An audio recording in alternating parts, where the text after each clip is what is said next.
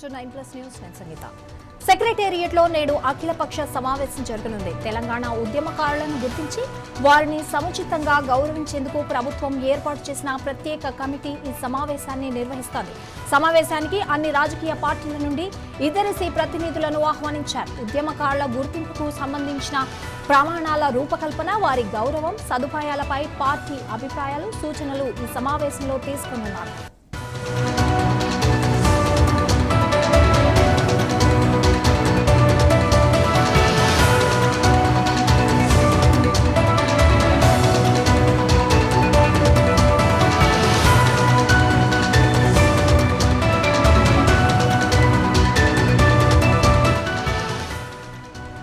తెలంగాణ ఉద్యమకారుల గుర్తింపు ప్రక్రియలో భాగంగా ఈ నెల 2న అన్ని పార్టీలకు ఆహ్వానాలు పంపారు.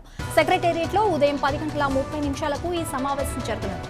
డాక్టర్ కె కేశవరావు నేతృత్వంలోని కమిటీ ఈ సమావేశాన్ని నిర్వహిస్తారు. ఈ కమిటీలో పలువురు మంత్రులు, ఎమ్మెల్సీలు, ప్రముఖులు సభ్యులుగా ఉన్నారు.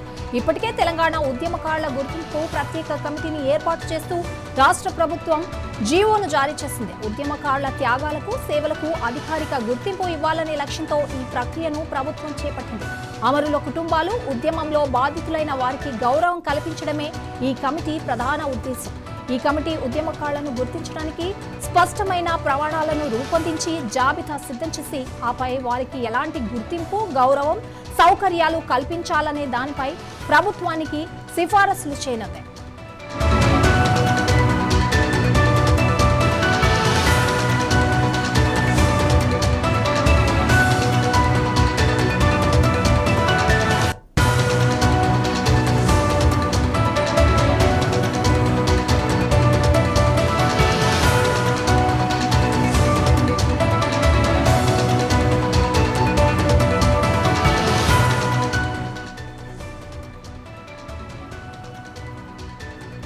సెక్రటేరియట్లో నేడు అఖిలపక్ష సమావేశం జరగనుంది. తెలంగాణ ఉద్యమకారులను గుర్తించి వారిని సముచితంగా గౌరవించేందుకు ప్రభుత్వం ఏర్పాటు చేసిన ప్రత్యేక కమిటీ ఈ సమావేశాన్ని నిర్వహిస్తోంది.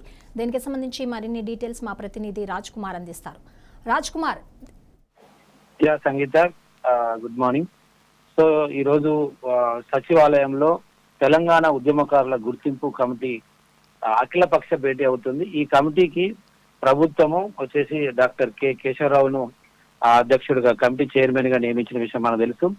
కాంగ్రెస్ పార్టీ అధికారంలోకి వచ్చిన తర్వాత, అధికారానికంటే ముందు వాళ్ళు ఇచ్చిన ఎలక్షన్ ప్రామిస్ ఏదైతే ఉందో తెలంగాణ ఉద్యమకారులను మేము గుర్తిస్తాం, గౌరవిస్తాం అనే దానిలో భాగంగా ఒక గుర్తింపు కమిటీని కూడా కేకే ఆధ్వర్యంలో వేయడం జరిగింది. దీంట్లో ఈ కమిటీలో పొన్నం ప్రభాకర్, ఎమ్మెల్సీలు కోదండరాం, అద్దంకి దయాకర్, రాముల్ నాయక్, మాజీ ఎమ్మెల్సీ మోత శోభన్ రెడ్డి సభ్యులుగా ఉన్నారు. అయితే ఈ రోజు ఇప్పటికే ఆ కమిటీ 2-3 సార్లు భేటీ అయింది కేకే నేతృత్వంలో.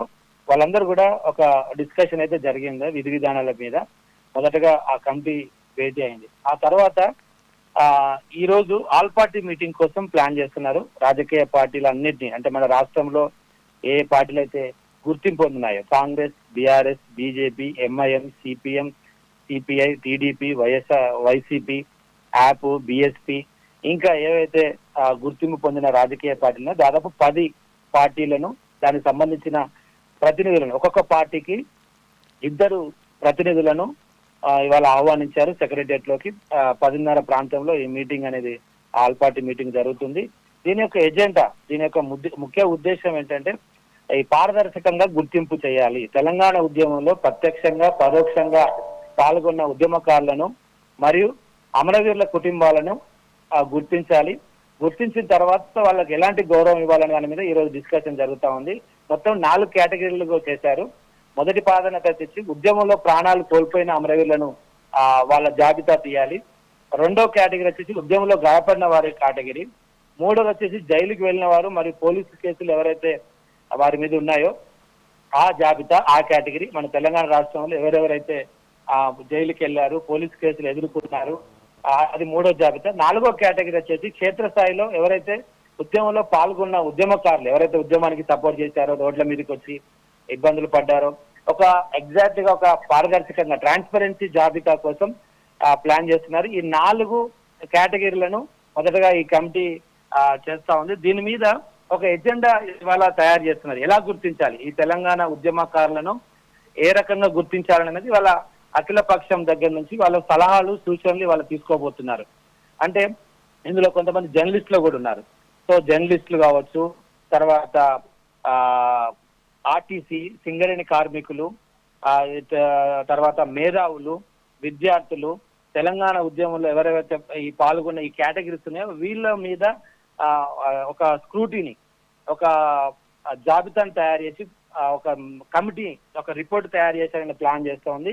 సో తర్వాత వీళ్ళకి ఎలాంటి గౌరవం ఇవ్వాలి, వీళ్ళకి ఎలాంటి సదుపాయాలు ఇవ్వాలి. ఎందుకంటే చాలా మంది ఆర్టీసీ కార్మికులు మనం చూసాం సమ్మె చేశారు, సింగరేణి కార్మికులు సమ్మె చేశారు.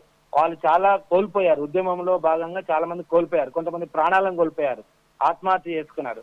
సో వారి కుటుంబాలకు ఏ రకంగా న్యాయం చేయాలి, ఏ రకంగా గౌరవం ఇవ్వాలి. జర్నలిస్టులు ఉన్నారు, వాళ్ళు కూడా చాలా పోరాడారు, ఉద్యోగాలు కోల్పోయారు, జైల్లోకి వెళ్ళారు. ఇలాంటి వారికి అర్హుల గుర్తింపునకు ఎలాంటి ప్రామాణికాలు చేయాలి. సో దీని మీద ఇవాళ ఈ ఆల్ పార్టీ మీటింగ్ లో చాలా సేపు సుదీర్ఘంగా చర్చించిన తర్వాత ఈ యొక్క కమిటీ రిపోర్ట్ వచ్చి సీఎం రేవంత్ రెడ్డికి ఇవ్వబోతుంది. దాని మీద సీఎం రేవంత్ రెడ్డి తర్వాత క్యాబినెట్ ఒక నిర్ణయం తీసుకొస్తుంది. నిర్ణయానికి వచ్చిన తర్వాత ఈ సిఫార్సులను, ఈ నిర్ణయాలను చూసి ఆ తర్వాత ఫైనల్ గా గవర్నమెంట్ ఒక నిర్ణయానికి వచ్చే అవకాశం మనకు కనబడతా ఉంది. Thank you Raj Kumar.